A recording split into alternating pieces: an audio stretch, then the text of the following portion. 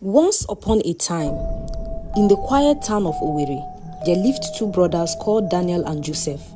They were just 2 years apart. Daniel was the elder one. He was calm, quiet, and always smiling. While Joseph was younger, bold, fast-talking, and known for chasing big dreams. They were born into a poor family where their mother sold bread by the roadside because their father died before they turned teenagers. Daniel was the one who always stayed behind to help their mother. But Joseph, he left early to hustle in Lagos. Many years later, Daniel learned how to fix cars and worked as a part-time mechanic. He lived a simple life. He was quiet and faithful even though he was poor. But Joseph became successful. He was smart, streetwise, and lucky. He made money from import business and got contracts with politicians. He became rich. However, one day, everything changed. It started with a phone call. Daniel was under a car at the workshop fixing a customer's fuel tank when his phone rang. He wiped his hands quickly and picked up. Hello? It was Joseph's wife, Grace. She was crying bitterly. Daniel, please come. Come to Lagos.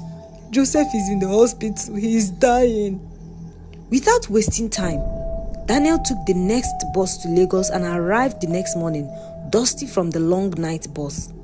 He hadn't even eaten. He went straight to the hospital in Ikeja. Grace hugged him tight, still crying. Inside the private ward, he saw his younger brother Joseph lying weak on the bed, connected to machines. His eyes were sunken, his voice was dry. Danny, he whispered. Daniel rushed to him. What happened? He asked. Kidney failure, Grace replied. Joseph grabbed Daniel's hand. They said, I need a transplant. Daniel blinked. He looked at the doctor in the room. What does this mean? The doctor explained. He needs a kidney fast from a living donor. There was silence. Then Grace spoke. They already tested me, but I don't match. Daniel looked at his brother. Joseph's eyes were full of tears. I don't want to die, he said. Daniel nodded. I'll do the test, he said without thinking twice. 2 days later, the test results came back and Daniel was a perfect match. The doctors explained everything, the risk and the dangers involved. Life with one kidney would require care and recovery would take time. Daniel asked just one question. If I don't give him, will he die? The doctor nodded and Daniel didn't think twice. He said yes. The night before the surgery, Daniel sat beside Joseph in the hospital bed. Why did you come? Joseph asked quietly. Daniel smiled. Because you're my brother. Joseph turned his face away and tears rolled down. I don't deserve this. Daniel shrugged. Maybe not, but I'm doing it not because you deserve it. I'm doing it because I love you. The surgery took 2 long hours. 2 brothers on 2 tables. One life risked to save the other. The surgery was successful. Joseph survived. Daniel became weaker but alive. The whole hospital staff clapped when they saw Daniel walking after 2 days. People called him a hero. Grace hugged him and called him a gift from God. Joseph cried when he saw him after the surgery. You saved me, he said. Daniel smiled weakly and replied, You are my blood. 3 weeks later, Daniel returned home. He was given a little envelope with 100,000 naira from Joseph to show his appreciation. But Joseph never visited Daniel again. He got busy. He stopped calling, and after some time, he blocked Daniel's number the day Daniel called and complained that they are drifting away. 3 months later, Daniel heard from a friend in Lagos that Joseph had bought a new house in Lekki and was now moving with governors and big men. He had even bought a Lexus Jeep. But Daniel, he was still at home, weak, still healing. His mechanic job was gone. He didn't have the strength to walk like he used to. He tried calling Joseph, but his number was unreachable. He called Grace, but there was no reply either. He sent text messages, no response.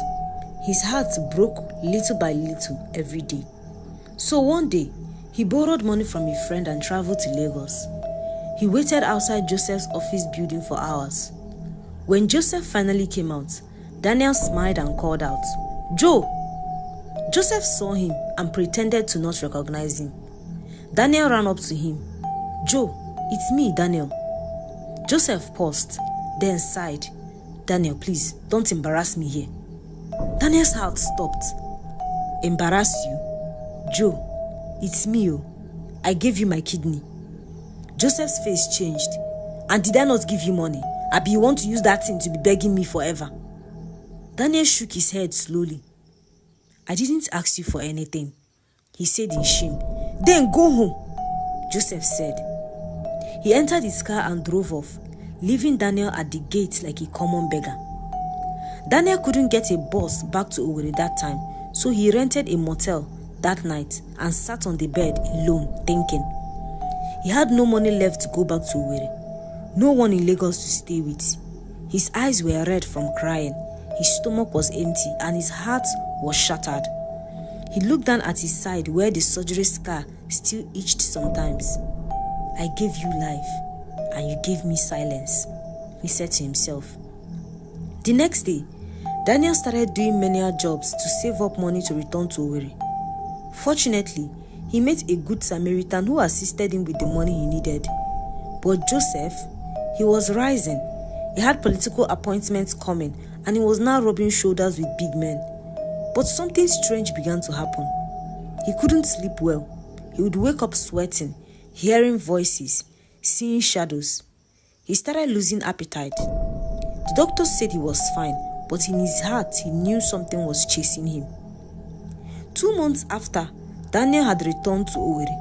He was thinner now, quiet. He no longer spoke much in public. One evening, while sitting on a wooden bench outside his mother's house, a car pulled up. It was Grace. She stepped out looking scared. She walked to Daniel. "Please, he's dying again." Daniel didn't say anything. "He's been vomiting blood. Doctors can't explain it. He keeps calling your name in his sleep." Still, Daniel said nothing. Grace knelt down. "Please, come and see him." Daniel stood up slowly and walked into the house, leaving Grace on her knees. Grace had no choice but to return to the city. In the hospital where Joseph was admitted, he had a terrible dream and sat up suddenly on the bed, sweating. Grace rushed to his side. "What is it again?" she asked. Joseph was shaking. "I saw Daniel," he said. "He was bleeding, standing over my bed. He said I should give it back." Grace grabbed her phone and quickly called her pastor. She knew it was beyond the physical now. "He's saying things again, sir. Please come. Please pray for him." The pastor showed up almost immediately, and after prayers, he told Grace to take Joseph home. His condition is not a medical one. Only one person can save him, and that is Daniel. The pastor took it upon himself to call Daniel and plead with him to come and see his only brother. After much persistence, Daniel finally agreed to visit, not because he wanted to, but because he had questions burning inside. He entered Joseph's mansion in Lekki, marble floors, big chandeliers, security guards, but inside, Joseph looked like a dying king. His face was pale, his eyes were sunken. He barely recognized Daniel when he entered, but when he did, he stretched out his hand. "Brother." Daniel didn't move closer. He looked at the house and then Joseph. "So this is where you brought my kidney to," he said softly. Joseph swallowed hard. "I was wrong." Daniel's eyes hardened. "Wrong?" "You gave me life and I paid you with silence." Daniel said nothing. Joseph began to cry, but Daniel's face remained cold. Grace stood by the door, her eyes swollen from crying. She spoke softly. "You don't know what happened behind the scenes."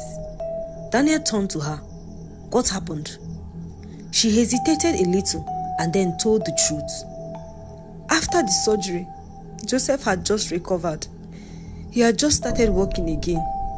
Then one day, he stood in front of the mirror, shirtless. He saw the scar on his side, the one from the kidney transplant. He hated it. He touched it again and again, and then suddenly he burst into tears. not because of pain, but because of shame. To him, the scar reminded him of weakness, of needing someone and begging. In Joseph's mind, he believed that if you saved him, you will always think you are better than him. So he made a decision. He told himself that he will cut you off before he sees you, before you see him as small, before you remind him every day that he owes you. Daniel's mouth fell open. So you threw me away because of your ego. Joseph didn't speak. He didn't even want me to say thank you to you. He wanted to pretend like it never happened. But that pain ate him from inside. Daniel sat down. He felt dizzy. All those months of silence, betrayal, rejection was just because of pride. Just then, the family pastor entered the room. He greeted everyone and walked to Joseph's bed. He touched his head and prayed. Then he turned to Daniel. Son, there's something you need to know. Daniel looked up. The day you gave your kidney, something happened in the realm of spirit. A covenant was formed between the both of you. But when Joseph rejected you, the covenant turned into a curse. Everyone froze. The pastor continued. When a man gives his blood, his organ, his life, and is forgotten, it brings a bitter curse of rejection and torment. Joseph had been dying not just because of his body, but because of that broken bond. So what do we do? Grace asked with tears already streaming down her face. The pastor turned to Daniel. You're the one with the key. Daniel was confused. Me? Yes, you must break it yourself. You must speak the words. You must forgive him from your heart, or else this death will not pass over. Daniel suddenly broke down. For the first time since he was rejected, he cried. Not small tears, but big painful tears. He remembered the night he slept outside, the days he went hungry, the customers he lost, and the dreams that died inside him. He cried for the scar on his body, for the scar in his heart. Then slowly he stood up, walked to his brother, placed a hand on his chest and said, I forgive you, not because you deserve it, but because I want to be free, and because I want God to hear me again. You took my kindness and threw it away, but I won't carry your punishment anymore. I give you peace. I give you back your life. May God judge between us. Suddenly, Joseph begins to shake. His eyes rolled, he screamed and shook violently. The pastor held his head and prayed. After 10 minutes, Joseph calmed down. His breathing slowed. He opened his eyes and looked around and smiled faintly. The voices, they are gone. When Daniel saw that he was now fine, he turned and walked away. He didn't wait for thanks and he didn't wait for gifts. He just turned and walked out of the house, out of the gate and out of the pain. 2 weeks later, Daniel received an envelope from a courier. Inside was a handwritten letter and a bank check of 5 million naira. The letter read, Daniel, I don't know if you will ever speak to me again. I don't deserve it, but I want to fix what I broke. Use this to start something. You've always dreamed of owning a workshop. This is the beginning. Thank you for saving me twice. Your brother, Joseph. Some months later, Daniel stood in front of a small building, his new workshop, Danny Auto Works. Children ran past and the sun shined on his car. He touched it gently and smiled, not because it didn't hurt anymore, but because he survived it. 6 months later, the sun had just begun to rise over Douglas Road, casting soft yellow light over the town. Inside a small corner workshop in Amakohia, a man swept the dusty cement floor with small, careful strokes. It was Daniel. He looked stronger now. He had put on some weight. His eyes were clearer and sharper. His smile, though small, returned to his face more often these days. The name, Danny's Auto Works, was painted boldly across the front of the shop. Beside it stood a new alignment machine, a tire changing tool, a refurbished car lift, all purchased from the 5 million naira that Joseph gave to him. Daniel had opened the shop quietly. No party, no dancing. He didn't want noise, just peace. But the walk made him breathe again. A Toyota Camry pulled up at his shop. Daniel was under a car bonnet when he heard the door slam. He stepped out, wiping grease from his hands. The last person he expected to see was standing there. Joseph, now wearing native wear, darker skin and shaved beard. Daniel froze. "Good morning, Danny," Joseph said. Daniel nodded but said nothing. "I came to visit." Daniel folded his arms. "What do you want?" "To see you and to thank you again." "You already did." "I want to do more, brother." Daniel frowned. "What more?" Joseph hesitated. "I want to be part of your life again." Daniel stared at him long and hard and said softly, "I forgive you, Joseph, but I don't want to walk backwards." For a moment, Joseph looked embarrassed, then quietly said, "Okay, I understand." But he didn't leave. Instead, he stayed and helped out in the workshop despite Daniel's refusal. He stayed from morning until Daniel closed the workshop. Then he left the next day. He did the same thing, staining his expensive outfit with engine oil and dirt in the workshop.